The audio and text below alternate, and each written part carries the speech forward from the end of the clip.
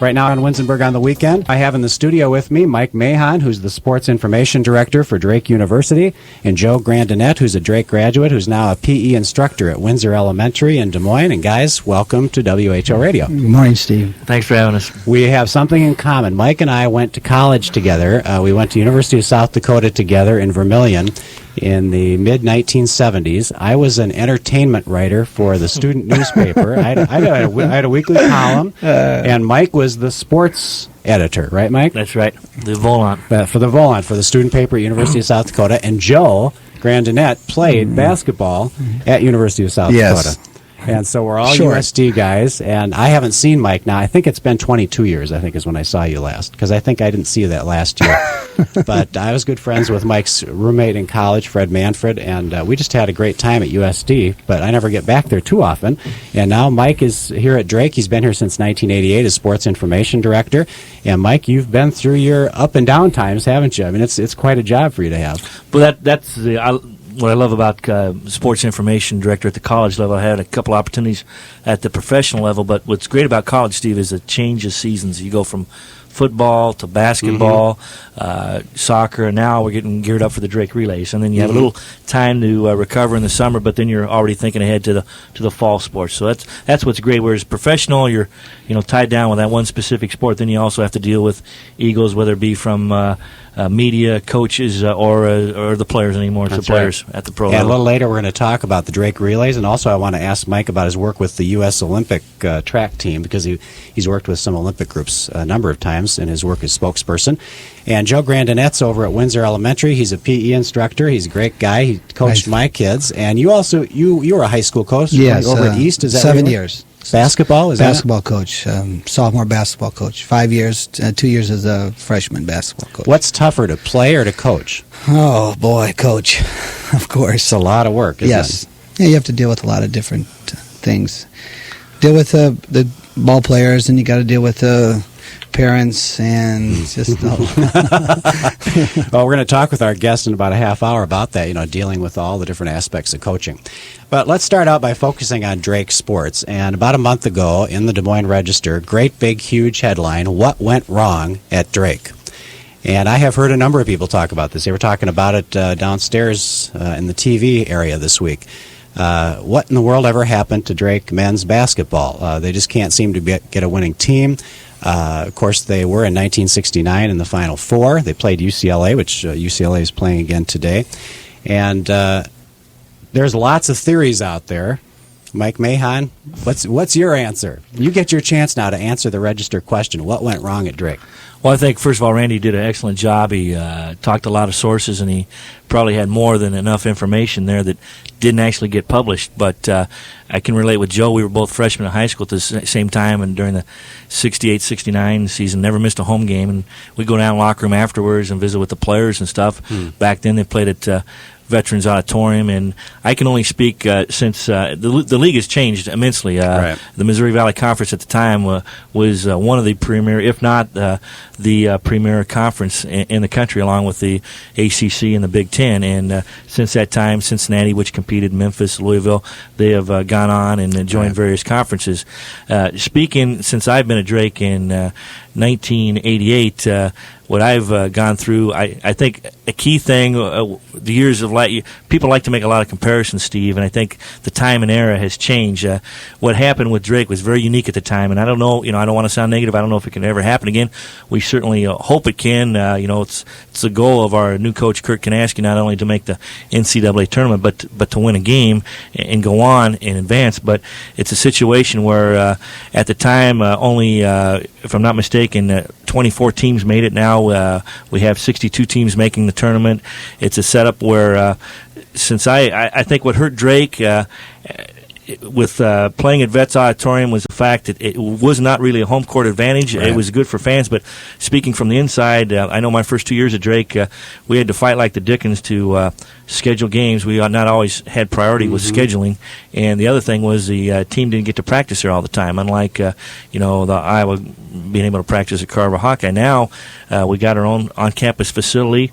I think that's helped immensely. It makes it a lot easier in terms of scheduling, and I just think looking back, there was past two regimes, I got along great with the coaches. I just think continuity, the emphasis now on recruiting, we're after high school kids, and I just think getting junior college players is a quick fix, and you're going to have some transition involved. You're going to have more of a turnover there, and there's no secret we had some problems with keeping players in the past two regimes. But it's tough, since you didn't have your own arena on campus, that was tough to recruit. And now with essentially a losing basketball program, that makes it kind of tough to recruit, doesn't it? I think though the fans that saw Drake play this year, and one thing I don't think was covered, attendance was up over 1,500 per game. And anybody that came and watched Drake play this year, we were in every home game. It usually boiled down to the last 2 or 3 minutes, which gives a lot of fans positive. They like Kurt's coaching style, and it gives them a lot of bright hope for the future. And already we've signed 3 players in the fall period, and very good recruits. One played in the state tournament here, and we had a kid we got out of Indiana that was a finalist for Mr. Basketball, and they've only played one combined class. But I think it's a situation where, sure, I'm the PR guy, I'm going to be subjective, but I really believe in my heart that this is the right guy to steer us. He's very open to the community. Ever since he arrived, was hired at Drake last April. I mean, he's gone nonstop speaking at breakfast clubs and luncheons. But, Mike, bottom line is that win-loss record. Oh, sure. There's no secret. A lot of people look at that, and if you're not winning a majority of games, they think that your team isn't any good. Well, again, it goes back to since I've been here, the records 13, 15, 14. I mean, a couple wins here and there. It could have gone the other way, and just bad break of the bounce balls. I just think this year, again, I go back. The record was 2-26, and for those that don't follow, hey, we were bad, but the coaches in the conference can tell you that the league is a lot more difficult when they first came in. The Bradley, Jim Molinari, who's been a perennial power in the conference, said that, hey, if I would have had the same team, the same circumstances during Kurt's first year, I would have probably won less games than Kurt there. A lot of people like to talk about academics being a negative. I don't believe that at Drake. I think that's what makes us unique, and I think it's to Drake's advantage, and it's the approach Kurt Kanaski has, because receiving a degree at Drake, very special education to get there, and I think so I don't think you can really use that at all. Join us if you'd like to ask questions for Mike Mahon or Joe Grandanette. Our number is 284-1040, or the INS toll-free line is 1-800-469-4295 if you have any questions or comments on the Drake Athletic Program. You talked about academics. Can you have high academic standards the way Drake has and have a winning team? Oh, I think so. It's been proven at schools like Duke, schools like Stanford, and we will never change our academic philosophy. I think that's what makes Drake a special place to work. We're proud, especially in our office, Steve. We've had 12 academic All-Americans since 1991. That's the most of any school in the state of Iowa, and the most in the Missouri Valley Conference. And it's a situation where, Kurt Kanaski, as a graduate of LaSalle, he got his master's in accounting. He's very conscientious. He did a good job at tutoring Rashad Thomas, who had an academic deficiency previous year, which did not allow him to participate second semester. So, no, there's active interest there in the kids' progress. If they're not making progress not only on the court, but especially off the court, then, we're not doing our job. Well, and I really support that. And I have heard people say that the standards are too high. You got to lower your standards, to get a decent team. I don't agree with that. No, I agree. Keep your standards high. It's going to make the college look a lot better, even though in the win-loss category maybe you don't look so hot. But still, you do have those players that are outstanding citizens and really good role models too, I think. Yeah, believe me, the sports information personnel, when you're winning, sometimes people complain you don't have enough coverage. When you're losing, there's too much negativism. But I thought we had a good balance this year, and I've had more stressful seasons at Drake than this year. Really, I did not. To me, dealing every day with the coaching staff, the media, it did not seem like a 2-26 season. Again, and people that the Drake fans, we were in every home game, and people had a feeling that when we went to the Missouri Valley Conference in St. Louis that we'd get a chance to tone ourselves, and we recorded a big upset victory in the eyes of a lot. But we figured that we were going to go in and defeat Wichita State in the first round. Joe Grandanette, I want to go back to 1969. You said that you were was it the consolation game where Drake played? They came in third then. Third place. Right. They beat North Carolina and Charlie Scott. And my mom and dad and my brother and I, we flew down Saturday morning and saw the ball game. And at that time, we were freshmen in high school, and Mike and I, we always went to the Drake games, went in the locker room. Willie Wise and Dolph Pulliam were like our older brothers, and we flew down there that morning and saw the consolation game and flew back that night. It's probably one of the highlights of my basketball career. It was Wow. real exciting. Yeah, well, and those are the glory days, of course. Right. And now, how do you put those in perspective with today? Well, like Mike said, times have changed, and Drake is only going upward now. I met with Coach Kanaski, and this man is really going to move and shake Drake into the next level. And with Drake being such a high academic school, I don't see where Drake's going to fall. They're going to continue to get better in their program. And we just got to wait. It takes time, and that's why he's ahead of the program now. That's great. Joe Grandanette, PE instructor at Windsor Elementary School, and Mike Mahon, the sports information director at Drake. When we come back, hey, how about those Drake women? They did a great job this year. And we'll talk more about the relays as well on 1040 WHO Radio. Right now, Mike Mahon, the sports information director for Drake, and Joe Grandanette, a PE instructor with Windsor Elementary School. And we were talking about Drake athletics, and hey, one of the highlights this year were the Drake women. They did great in basketball, didn't they? Lisa Bluter's done a magnificent job. She was hired at Drake during my second year in 1989-90 season, and this year Drake finished 23-7, advanced to the NCAA tournament for the second time in 3 years, won the Missouri Valley Conference title, which is difficult to do, and then turn around a week later and win the conference tournament championship at the host site.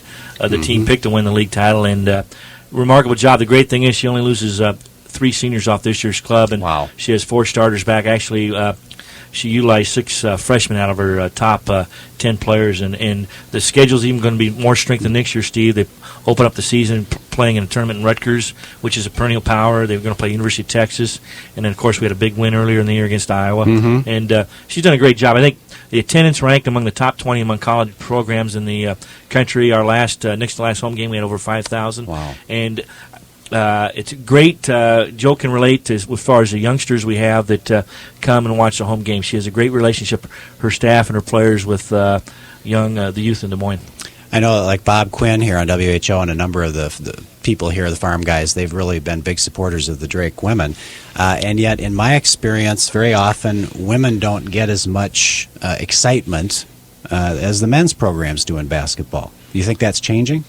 Well, hopefully it is. I was happy to see. I was a little worried there without Iowa or Drake advancing to the Midwest Regional that's being hosted by Iowa in University of Iowa this week. Right. I was a little worried that the Register wasn't even going to cover that, and good to see a byline in today's paper. But no, there still isn't a continuing acceptance of as far as from the media standpoint of keeping it on the same level as men's basketball, because it certainly deserves it. The attendance figures are there, and the great attention that we received in Champaign, Illinois last week when we played. Yeah.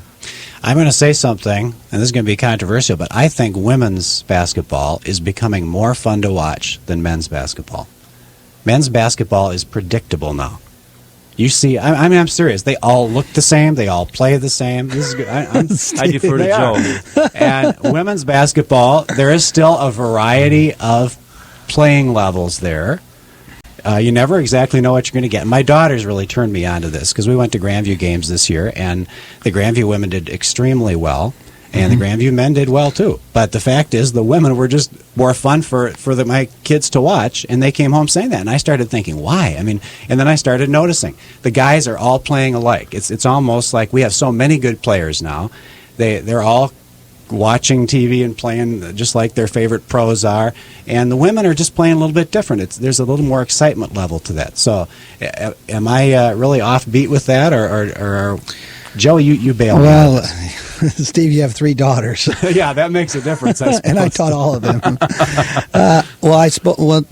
We've just switched to 5-on-5 in the last 10 years, right? And a lot of young women are learning how to play the game, and they no longer have 6-on-6 in the state of Iowa, so you're seeing different playing levels. All around the state, so it's not as predictable, I assume, when you go to ball games. Right. So you see the different levels of. It's more entertaining. Right. That predictability in the men's games, whether you go from pro down to high school, the men's games are just more predictable. And the women are just more fun to watch these days. Maybe I'm just getting old and I enjoy watching women more. That's it. Because I'm not saying the playing level is the same. No, it's not. But it's not. But in terms of a spectator sport, in terms of enjoyment of watching the game, we're starting to enjoy the women's games. I don't know what to tell you, Steve. I know at Drake, I'm at a loss. We recruited a freshman last year that can dunk the ball in practice, Tammy Blackstone, 6'4", and she's dunked in warm-ups this year. So there's that. And before the first home game, there's a lot of excitement and anticipation. We played Wisconsin, and the environment, at least at Drake, really makes it a lot more exciting than be honest with you, the men's games. That the people are closer together. We don't. It's a situation too where post game, I mean, it's a frenzy for us trying to get from the media courtside to our media room, because we have to go through all the fans that are around the Drake players, hanging around the outside locker room, getting autographs and stuff. They just do it. I think Lisa does a great job as far as Drake is concerned with her players promoting their sport again with the youth. They have a thing called the Junior Lady Bulldog Pup Club, where they can be pen pals with secret pen pals. Little fans will write letters to the Drake players, and then they wait till the final home game of the season to find out the players who their secret pen pals were. That's cool. I think sometimes from a guy's athletic perspective, the women just aren't on the same level, and so you don't take them quite as seriously. But from the fans' perspective, they're pretty fun to watch. They're good fun games. They're competing, and maybe we haven't seen women compete at this level before. Yes, yeah. And I think maybe that's the thing that these gals are really out there firing out. That's right. And since we haven't seen it before, it's kind of refreshing. Hey, they're out there doing it just as well as the guys are at their level. And we've never seen that before, so maybe that makes it more fun to watch. So it makes more fun to watch. Well, gee whiz, look what's going on there. That's they can right. really play the game of basketball. Our guests are Joe Grandanette, a PE instructor at Windsor Elementary School, Mike Mahon, the sports information director for Drake University. In a couple of minutes, we'll be talking with the author of the book Way to Go, Coach, how you can be a better coach for your kids' teams. Mike, let's talk about the Drake Relays coming up April 25th and 26th. People can already get tickets now by going to the Drake ticket office or calling 271-3791. Drake Relays are really the sparkling jewel in your crown there in the Drake program. And what have you got planned for this year? Well, it's a post-Olympic year, so there's always a lot of anticipation as far as some of the stars that came home with the gold medals in Atlanta.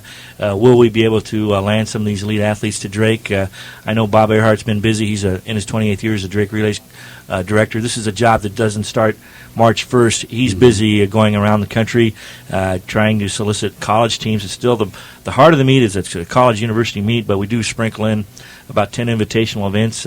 He's been to the U.S. Indoor Championships in Atlanta 3 weeks ago. He's talked numerous times to Carl Lewis, to Michael Johnson, to Gwen Torrance, some of the perennial stars in America's track and field, and it's a situation where they're still at this moment trying to figure out how they're going to spin their outdoor campaign, where they're going to open up with things like that. You really don't have to be a track fan to like the Drake Relays. There's a misnomer there. It's just like some people have a mental block as far as following wrestling or following soccer or something like that. If you were to come to the Drake Relays for the first time, I can almost promise you that you'd be hooked on coming year in, year out. It's just because of the color and the pageantry of the meet. You have 96 events, Steve. They're run like clockwork. The races are run on time. If a race is supposed to go off at 1:23, it's going to go off at 1:23.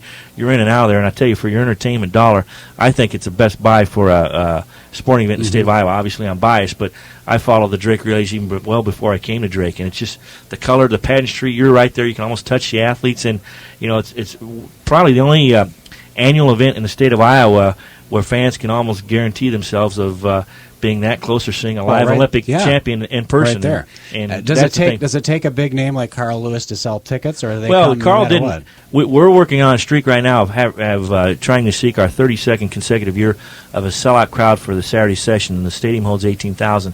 Believe it or not, obviously this streak started long before Carl didn't make his first Drake Relays until, if I'm not mistaken, it would have been 1993, and then he came back to. Believe it or not, his first year in 1993, we had a snowstorm on the Saturday. It was like 30 degrees. Snow was coming, but we still had a sellout crowd. I mean, it's sad because all the people, there's literally over 100 people involved in making the Drake Relays a success, and you leave it up to Mother Nature to kind of dictate as far as the reception, but even the weather's proven to be a non-factor because we've had rain, we've had snow, fans still come out, and that streak's alive. And just the rare opportunity, I think Jesse Owens was voted the greatest athlete in the first 50 years of the Drake Relay. Nobody had heard of Jesse Owens till he was a sophomore at Ohio State. He came to Drake, I believe it was 1933, 34, and he set 3 world records. And it's a situation where don't wait until the last minute to buy a ticket.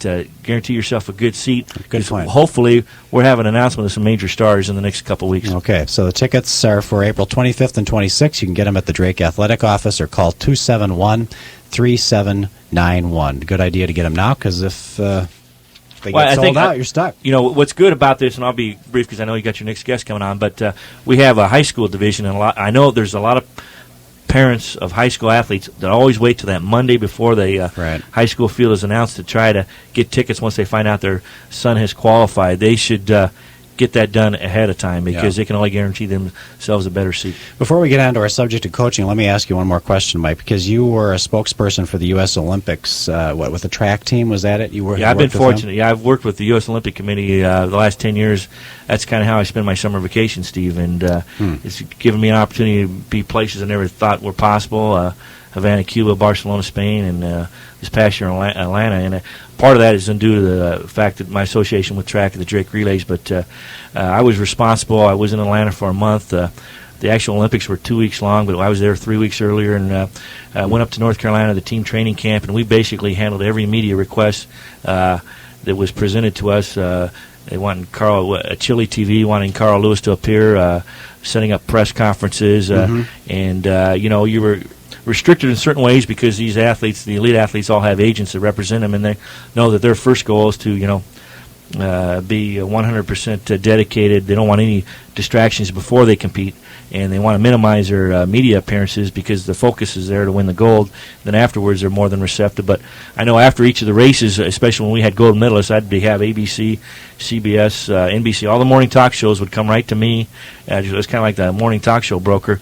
They wanted to, hey, you got to get Michael Johnson on. We're having a limo, this and that. And I said, hey, all I can do is relay the information. And again, it's up to the agent. And Carl came across somewhat controversial because if he would have been on the 4x1 relay team, he could have set an all-time record for most gold medals won. But he was very gracious. I've known Carl for 4 years, very gracious in anything. He was the only athlete that did all 3 talk shows in the same morning. Wow. These other athletes just picked and choose. So, of course, with the movie Jerry Maguire out this year, there's a lot of talk about these agents and how some of them are total jerks. And Mike, maybe you'd like to shed some light on that. Well, no, I tell you, they're looking out. They're looking out for the athlete. They're put the athlete's best interest at hand first, and that's understandable. But even the amateurs have agents now, and that's what drives you crazy. Is because we're not just talking about the pros; the amateurs do. No, it's right. You have to go through. For instance, Michael Johnson's agent is Brad Hunt. He's with Gold Medal out of Colorado Springs, Colorado, and he has a clerical assistant named Gigi. And I talked to Gigi hundreds and hundreds of times, and it got to the point where she wouldn't return calls, which really irritated me. But I never got to see her up front in person, and obviously we've been talking to these people for the Drake Relays. But a lot of them are very cordial. A couple out there kind of give the people the black eye, but they have to do their job. In the same breath, they have to realize our job. We're out there to help minimize the amount of different appearances they have, and a lot of things are dedicated by shoe companies. It's no secret, Nike, Adidas, Reebok, not only at the professional level but the college level. I mean, with coaching endorsements, it's really gotten crazy. Yeah, it's just a different world now, isn't it? That's right. You can't just play a game to have fun anymore. I mean, it's a profession. Even at the amateur level, it's a profession now. Our guests are Mike Mahon, Sports Information Director for Drake, and Joe Grandanette from Windsor Elementary School. When we come back, we'll be talking with Dr. Ron Smith, the author of the book Way to Go, Coach, giving you some tips on 1040 WHO Radio. We're talking sports today. Big upset last night with number 1 Kansas losing, and that's what's fun about these tournaments, though, isn't it? That you just never know what's going to happen, right, Joe? You got to play the game. Yeah, it's really exciting. Now let's go to the phone lines with Dr. Ron Smith. He's a professor of psychology at University of Washington, and he's co-author of the book Way to Go, Coach.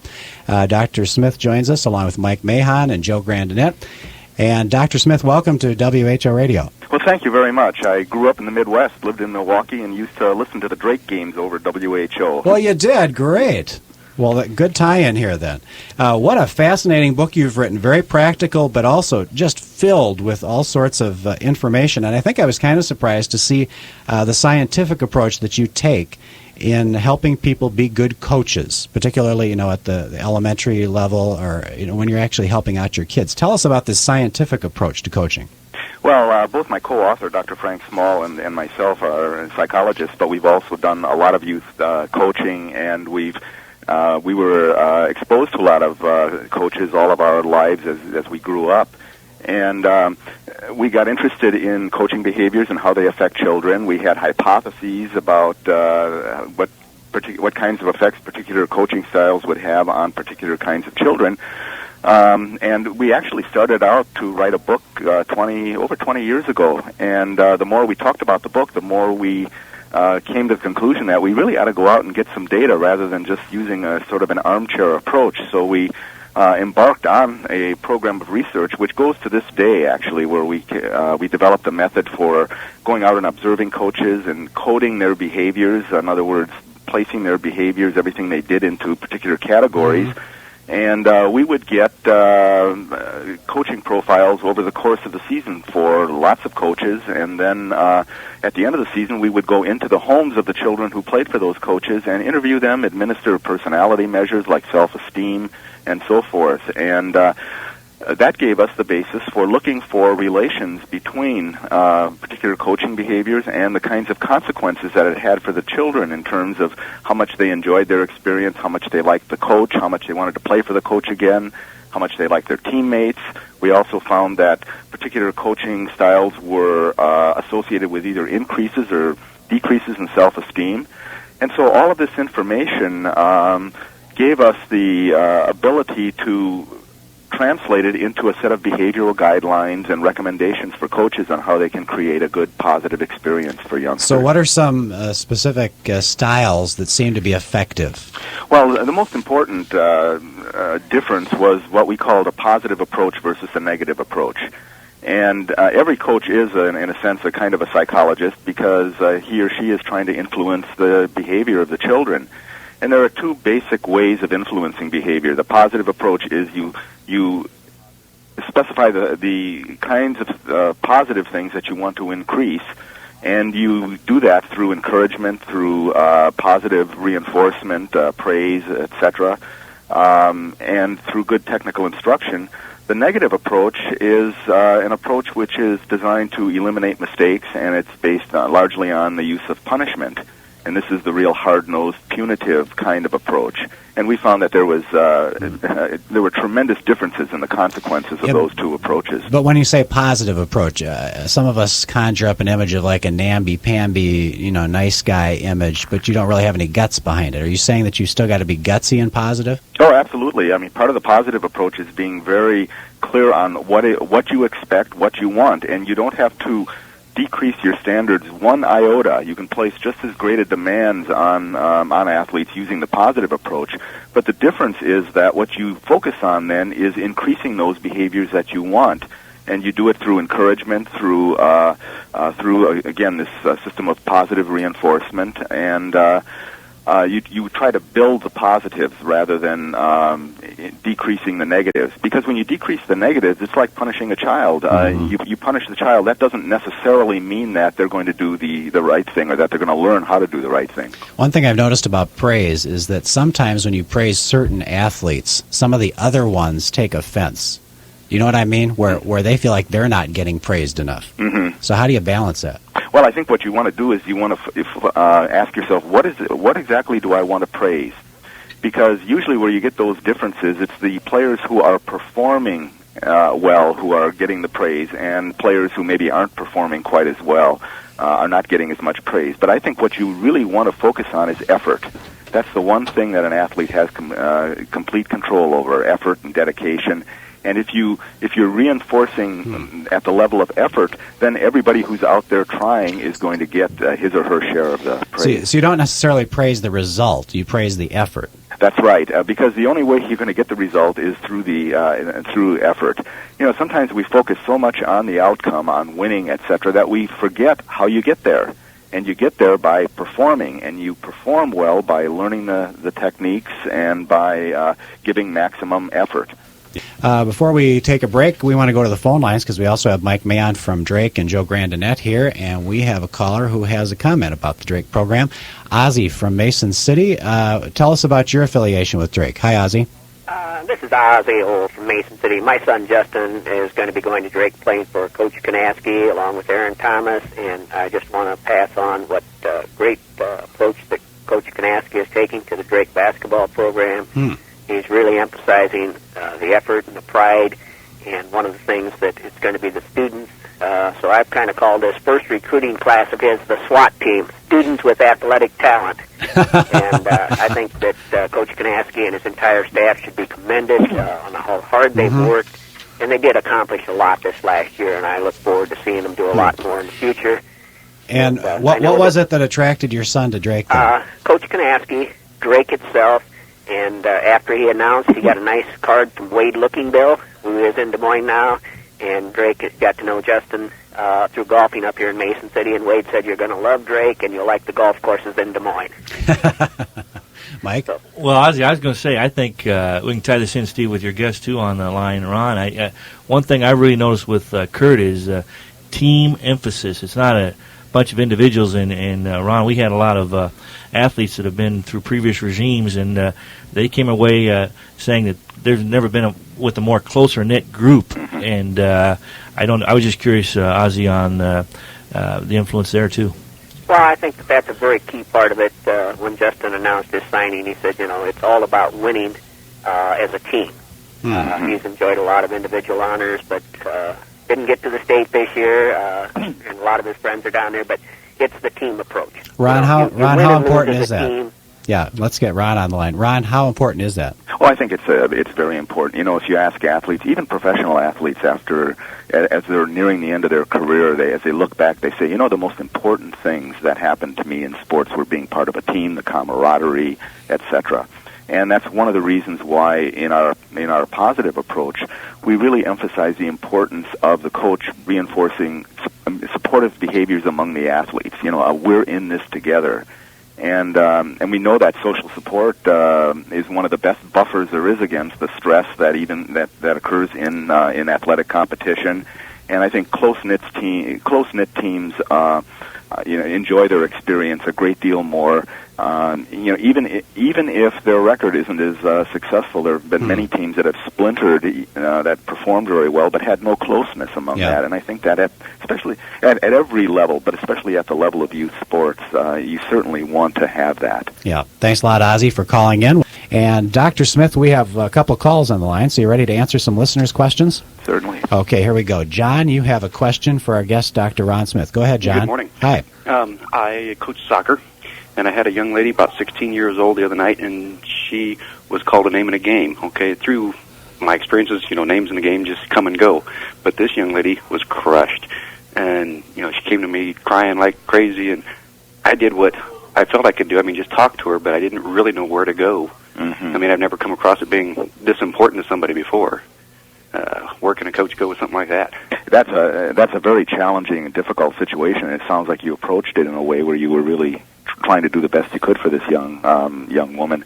I guess the most important thing at that point is to, again, emphasize, to help her to understand that we don't always get the outcomes that we want, but again, we can always give maximum effort, and to put it in a perspective. I think when people are very upset, they tend to sort of get swallowed up in the emotions of the moment, and with a little more perspective, she probably will feel a little bit differently about it. But it's hard for her not to take it personally. Absolutely. Yeah, like I said, I talked to her a little bit, and then told her that we don't coach people to be this way, and I expect her to show her best side on the field. And I hate to say it, but I told her, I said, well, you got to tough this one out. And then afterwards, I went ahead and talked to the other coach after everybody was gone and stuff. And let's ask Joe Grandanette, because Joe's been a coach for a number of years, and he deals with kids every day in his PE class at Windsor Elementary School. Well, as a elementary physical education teacher, I see this a lot. The kids pick this up on TV. The kids pick this up on radio, on all the different things that go on. You have to you have to deal with the problem right then. And then you got to make sure that you are an example of the name calling yourself as a PE instructor, as a coach. And then you should. He did the right thing. Is he has to go and talk to the other coach and make them aware of it, that this is not acceptable when he plays them again, and console the young lady like he did. If I could interject one more thing. Sure. We learn an awful lot through our mistakes, and like Coach John Wooden, one of the all-time greats, said that mistakes are the stepping stones to achievement because they give us the feedback we need to improve our performance. So that whether you have a behavioral problem, whether you have a performance type situation where things haven't worked out well, I think one of the most important things that we can communicate to athletes is that, okay, you didn't get the outcome you want, you behaved in a way that was inappropriate. How will you learn from this? And if you learn from this, and you can grow as a person as a result of an experience like this. Mm-hmm. Turning it into an educational experience. Absolutely. Okay, thanks for calling, John. Thank you very much. And let's go to one more call. Tom, you're on the line with our guest, Dr. Ron Smith. Go ahead, Tom. Thank you. I'm a retired coach of about 45 years of experience, and mostly in individual sports, but some teams too. I wanted to point out the perfect example of how an individual sport like wrestling can also stress the team factor, and I think Dan Gable is probably the most perfect example of the way a coach can build the character that athletics is supposed to build. And I was wondering if the author had thought in terms of individual sports as well as team sports, developing this camaraderie and cooperation. Good question, Dr. Smith. That's a great question. I'd be really interested in how that was accomplished in his experience, because that is a big challenge. In team sports, you have that potential built in. In individual sports, it's a greater challenge to do that. Well, I think Grandanette wrestled at Drake. No, I did not. No. Well, anyhow, Lonnie Timmerman was the coach there, and he was good at that too. And I think most of the individual sport coaches,